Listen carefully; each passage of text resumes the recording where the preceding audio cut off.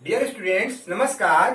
पिछले वीडियो में हम समस्त लोगों ने ऐसे सेंटेंस के इनडायरेक्ट बनाए थे जिसका रिपोर्टेड स्पीच इंट्रोगेटिव सेंटेंस था, लेकिन आज हम समस्त लोग ऐसे सेंटेंस का इनडायरेक्ट बनाएंगे जिसमें रिपोर्टेड स्पीच इंपरेटिव सेंटेंस होता है।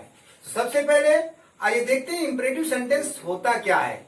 जैसा कि पहले हमने आपको बताया था कि ऐसे सेंटेंस जो मुख्य रूप से वर्ब से प्रारंभ होते हैं, जिसमें आदेश, सलाह, निवेदन आदि बातें आती हैं, उन्हें इंपरेटिव सेंटेंस कहते हैं। अब इस बात को आप लिख करके देख लीजिए, जिससे आपकी मेमोरी में हमेशा बात बने रहे। ऐसे वाक्य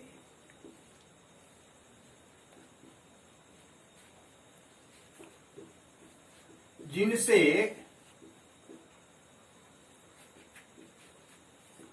आदेश,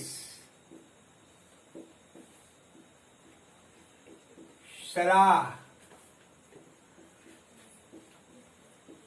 निवेदन आदि बातें प्रकट हों,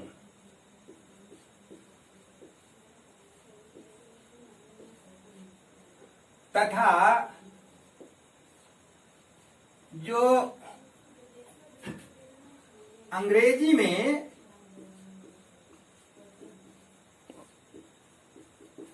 फाइनाइट वर्ब से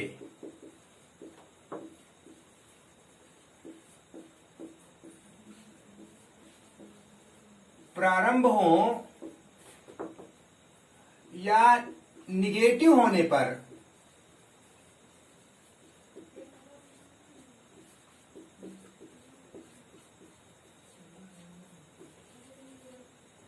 डू नॉट या नेवर से प्रारंभ हो,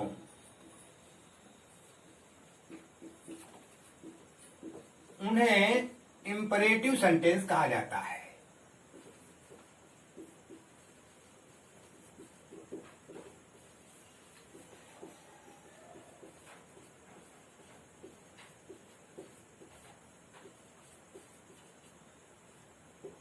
अब यहां पर देखिए, हमने बताया जिनसे आदेश, सलाह, निवेदन आदि बातें प्रकट हों, तथा जो अंग्रेजी में फाइनाइट वर्ब से प्रारंभ हो या निगेटिव सेंटेंस दिया जाने पर डू नॉट या नेवर से प्रारंभ हो, ऐसे वाक्यों को हम इंपरेटिव सेंटेंस कहते हैं।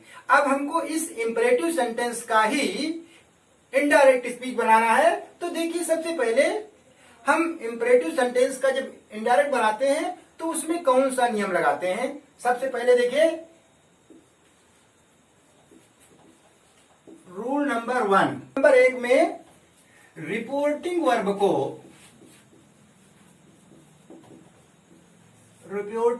को भाव के अनुसार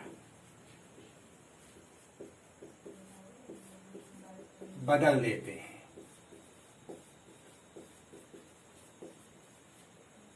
अब देखिए, भाव की बात, भाव में मैंने बताया आदेश आ सकता है, सलाह आ सकती है, निवेदन आ सकता है, मना करने की बात आ सकती है। तो इस प्रकार से जब अलग अलग भाव प्रकट होते हैं तो वहां पर अलग अलग बातें भी हम लिखते हैं।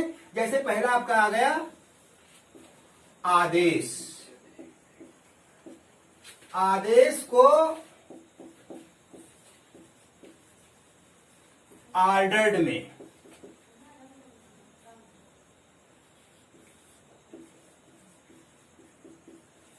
सलाह को एडवाइज्ड में, और यदि सलाह के अतिरिक्त यदि कहीं प्रार्थना दी गई हो, निवेदन किया गया हो, तो नंबर 3 कंडीशन है प्रार्थना या निवेदन को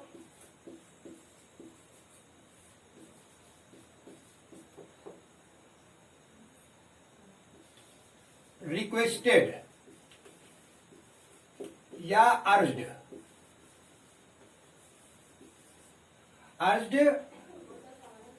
में बदल देते हैं।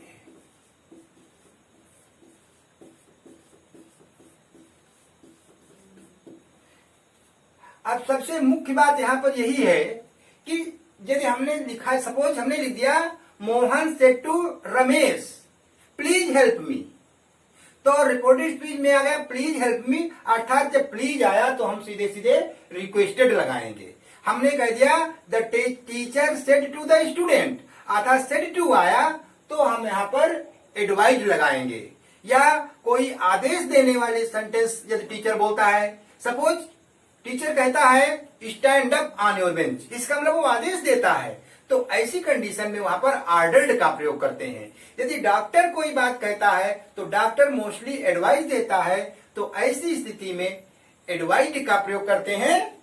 तो पहली तो कंडीशन, पहला रूल आपका ये हो गया। और दूसरे रूल में हम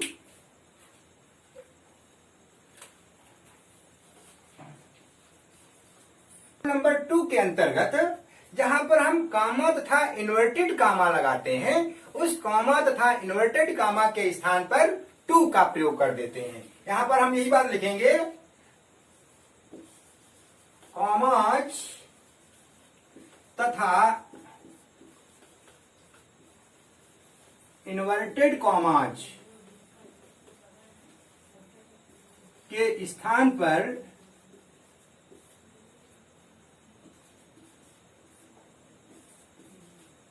टू लगा देते हैं।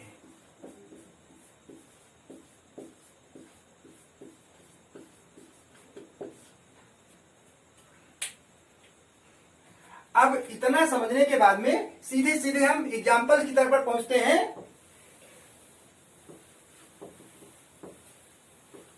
देखिए पहला एग्जाम्पल देखिए,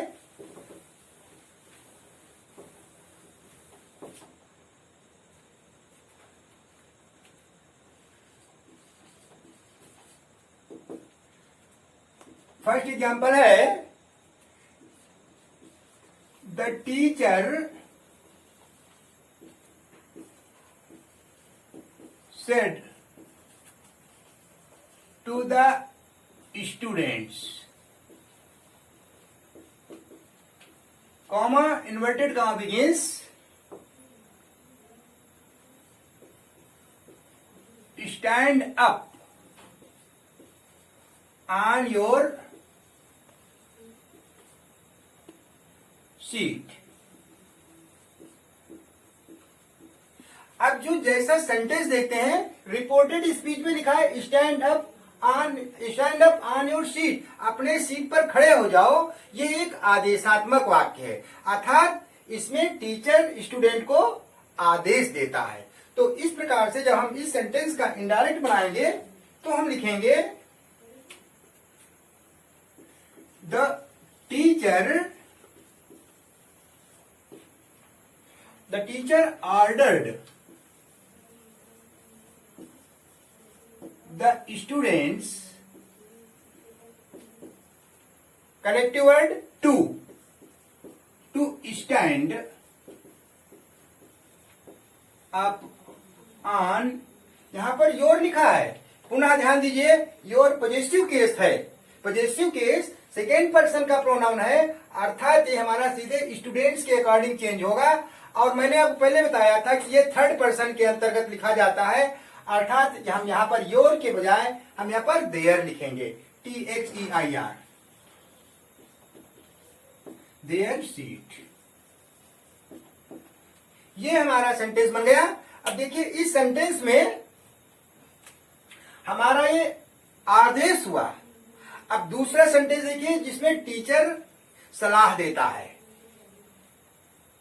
sentence number 2, example 2, the teacher said to the boy, comma noted का बिगिंस, ओपन योर बुक्स। हाँ, ओपन योर बुक्स। अब इस सेंटेंस का इनडायरेक्ट हमारा इस प्रकार से बनेगा। सबसे पहले आप समझ लीजिए, यहाँ पर ये stand up on your seat, ये आपका एक आदेशात्मक वाक्य है। अब यहाँ पर इस सेंटेंस में लिखते हैं ओपन योर बुक्स, अपनी किताबें खोलिए। यहाँ पर किताब खोलने के बाद यहाँ किताब अपनी किताबें खोलिए, अर्थात ये एडवाइज है। तो यहाँ लिखेंगे the teacher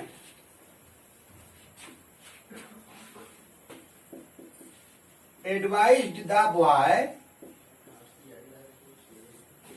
to open। Your second person है, लेकिन यहाँ पर योर जो है बॉय के अकॉर्डिंग चेंज होने वाला है, इसलिए यहाँ पर, यहाँ स्टूडेंट्स था इसलिए यहाँ पर देयर लिखा गया है। ऊपर स्टूडेंट्स है तो योर, तो देयर लिखा गया है, ये लिखा हुआ है, लेकिन यहाँ पर योर लिखा है वो बॉय के हिसाब से चेंज होगा। तो लिखेंगे open his books.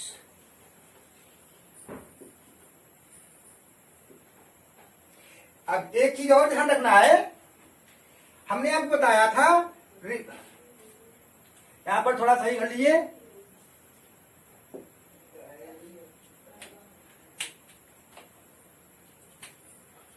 Sentence number 3,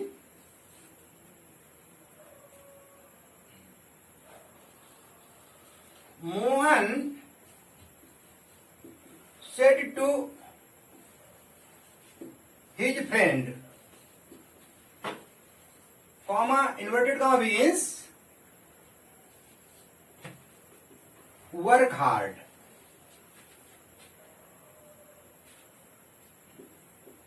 अब इस सेंटेंस में भी वर्क हार्ड, कठिन परिश्रम करो, और ये मोहन ने अपने मित्र से कहा, अर्थात मोहन जब अपने मित्र को पुनः आदेश नहीं दे सकता, सलाह ही देगा, इसलिए लिखेंगे Mohan advised his friend to work hard.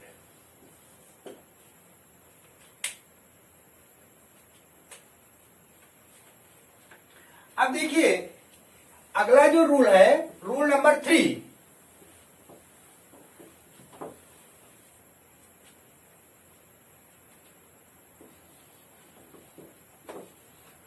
Rule number 3,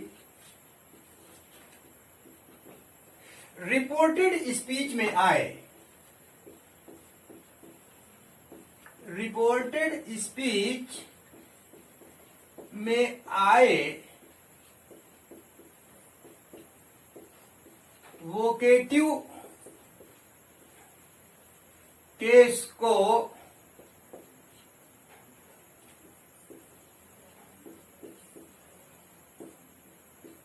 reporting verb का ऑब्जेक्ट बना देते हैं।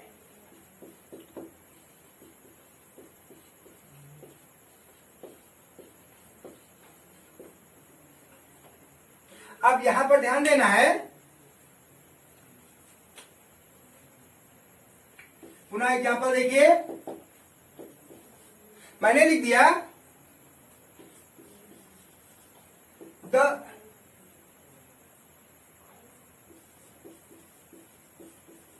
Teacher said, comma inverted comma begins,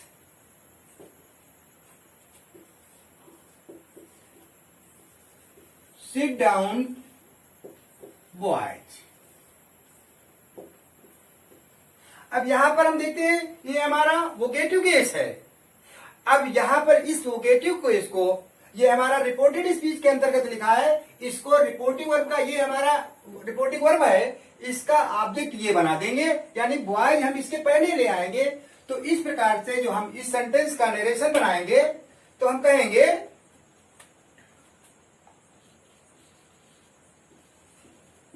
the teacher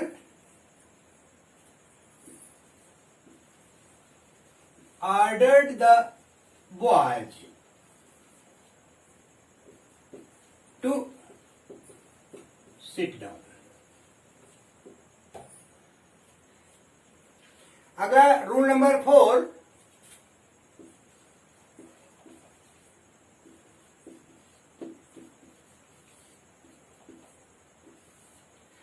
यदि जब हमारा रिपोर्टेड स्पीच में सेंटेंस डू नॉट से शुरू हो या नेवर से शुरू हो, तो नेवर या डू नॉट दोनों ही नकारात्मकता का भाव प्रदर्शित करते हैं, लेकिन दोनों को बनाने में अंतर आता है। जरा देख लीजिए, इस रूल को जरा थोड़ा और भी स्पष्ट करता हूं लिख करके आपके सामने। यदि रिपोर्टेड स्पीच में नेवर का प्रयोग हो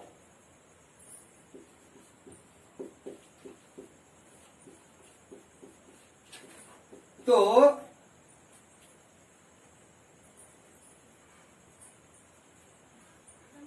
यदि रिपोर्टेड स्पीच में नेवर का प्रयोग किया गया हो तो एडवाइज्ड का प्रयोग करते हैं। क्या लिखते हैं?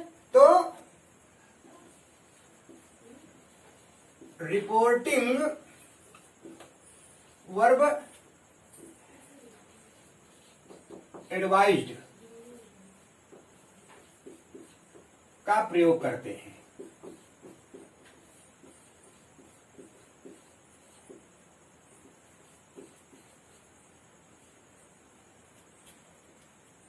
यदि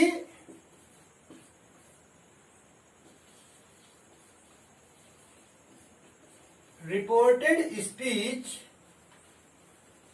में डू नॉट का प्रयोग हो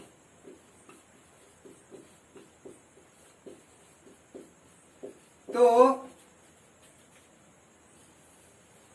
फॉरवर्ड या एडवाइज्ड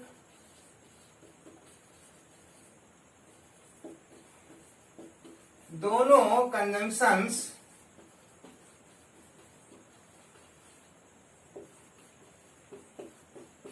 प्रयोग कर सकते हैं।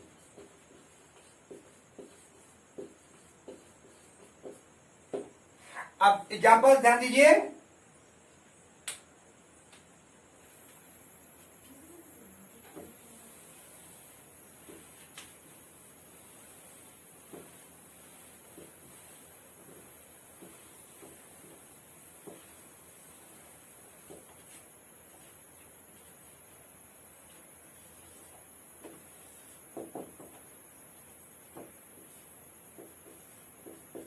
The teacher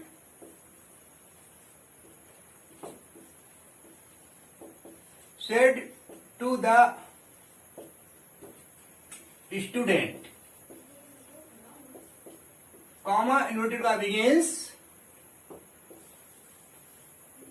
do not tell a lie.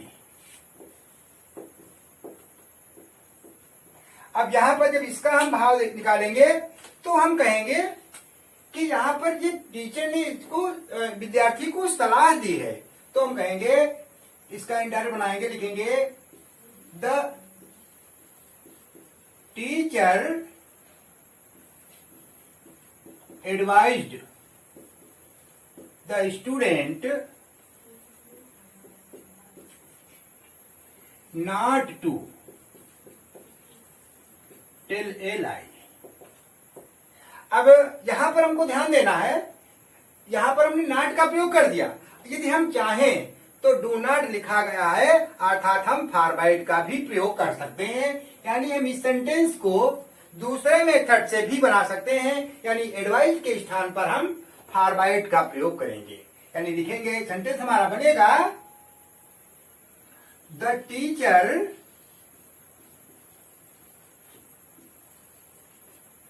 Forward the student.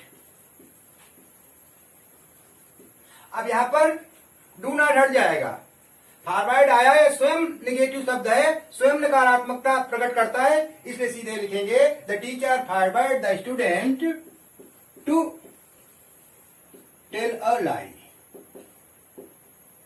अब ये हमारा जो सेंटेंस है ये डू नॉट के प्रयोग से बना डू नॉट है। दूसरा सेंटेंस इसी का एग्जाम्पल है, my father my father said to me, comma inverted comma begins, never waste your money.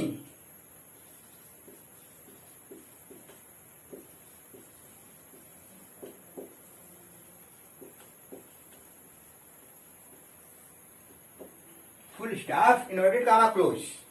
अब यहां पर हम जब सेंटेंस को बनाएंगे तो हम कहेंगे कि यहां पर हम फॉरवर्ड का प्रयोग नहीं कर सकते। यहां पर फॉरवर्ड का प्रयोग इसमें हो गया है, लेकिन नेवर में फॉरवर्ड का प्रयोग नहीं किया जाएगा। इसमें सीधे हम एडवाइज्ड का ही प्रयोग करेंगे। सबसे मेन बात समझने वाली है कि हमारा डू नॉट या नेवर का दिया गया है तो हमको ये बात ध्यान रखनी है। यानी अब इसका इनडायरेक्ट बनाएंगे तो हम लिखेंगे माई फादर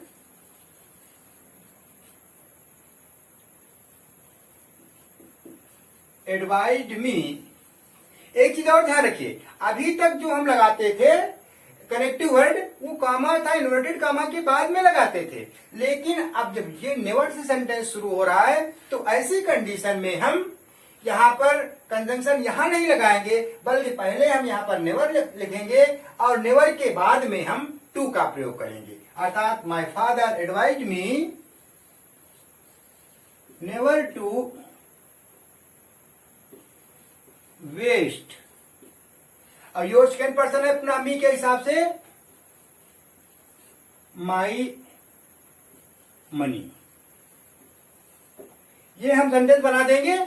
इस प्रकार से हमने देखा कि डू नॉट और नेवर की बात आई। अब चीज और ध्यान रखना है, एक रूल और है, rule number 4, rule number 5।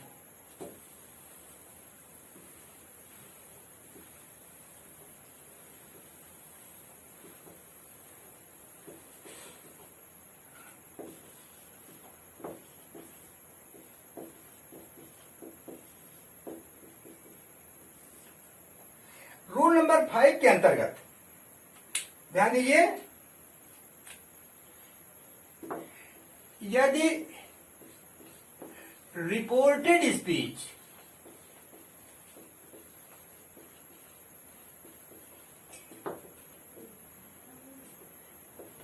Please या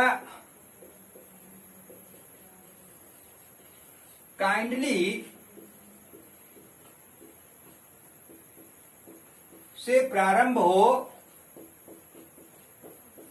तो इन शब्दों को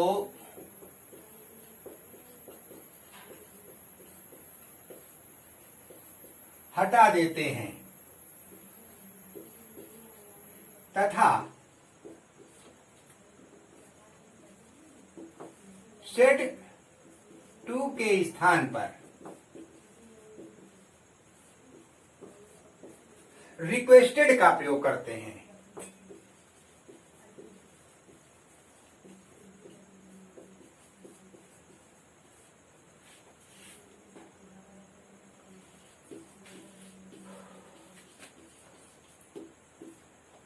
अब जरा इसको एग्जाम्पल देखेंगे।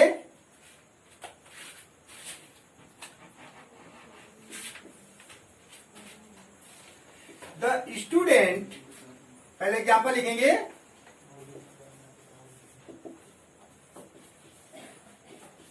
The student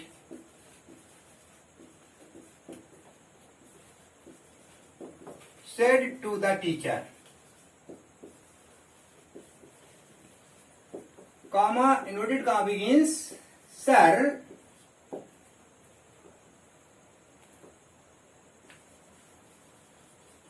mark me present। अब यहां पर ध्यान दीजिए, चाहे प्लीज लगा हो या काइंडली लगा हो या एक शब्द और इसमें है या शर भी लगा हो, तो ऐसी स्थिति में दोनों कंडीशन या सभी बातों में रिपोर्टिंग वर्ब एक ही होती है। अर्थात जब इसका हम इनडायरेक्ट बनाएंगे तो हम कहेंगे द स्टूडेंट, यहां पर रिक्वेस्टेड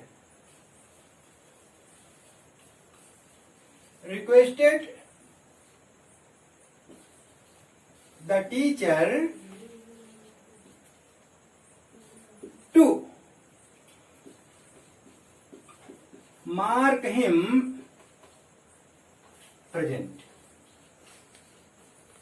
इस प्रकार से हमने आज आपके सामने इनडायरेक्ट स्पीच में उन सभी सेंटेंसेज की बात पूरी की जो इंपरेटिव सेंटेंस थे, इंपरेटिव सेंटेंस हो रहे थे, और यही एक ऐसा सेंटेंस है जो थोड़ा आप लोगों को बनाने में डिफिकल्ट लगता है। अब ये बात जरूर है कि यदि आपको किसी प्रकार की कोई समस्या है तो आप कमेंट करके, कमेंट बॉक्स में जाकर के हमसे इस विषय में कोई न कोई सलाह भी ले सकते हैं, तथा इसके बाद में जब हमारा एक इनडायरेक्ट स्पीच पूरा हो जाएगा तो हम आपको एक प्रैक्टिस एक्सरसाइज अवश्य देंगे, जिसको करने के बाद में मैं मानता हूं यदि आपने हमारे सभी वीडियोस ठीक से देखे होंगे तो निश्चित रूप से वो आपके लिए लाभकारी सिद्ध होंगे। आज के लिए इतना ही पर्याप्त है।